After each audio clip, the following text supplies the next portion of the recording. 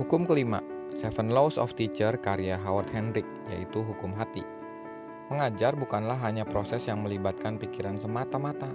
Mengajar adalah sebuah proses hati. Ya, proses hati. Apakah hati?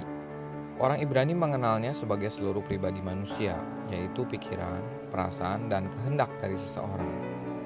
Hal ini kita bisa lihat dalam Ulangan 6 ayat 4 sampai dengan 6. Dengarlah hai orang Israel, Tuhan Allah kita itu Esa.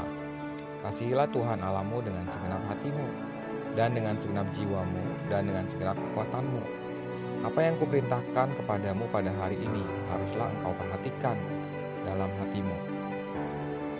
Proses mengajar adalah proses seluruh pribadi seorang yang dianugerahkan oleh anugerah supranatural Allah, yang memancar keluar untuk mengubah pribadi-pribadi lain dengan anugerah yang sama. Ini adalah sebuah hak yang sangat istimewa yang diberikan kepada mereka yang percaya kepadanya.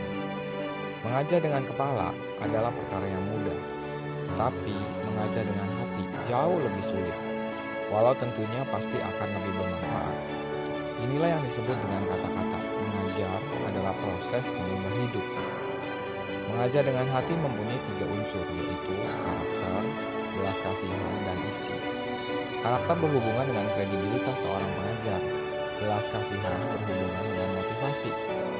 Isi tentunya adalah apa yang Anda ajarkan. Mengajar adalah proses menyebabkan seseorang mau belajar. Inilah yang disebut proses mengajar dan belajar. Proses di mana guru mengajar dan murid yang belajar. Oleh sebab itu, fokus dalam mengajar terutama adalah pada apa yang Anda lakukan sebagai pengajar atau guru. Sedangkan fokus dalam belajar adalah pada apa yang dilakukan oleh murid sebagai seorang pembelajar.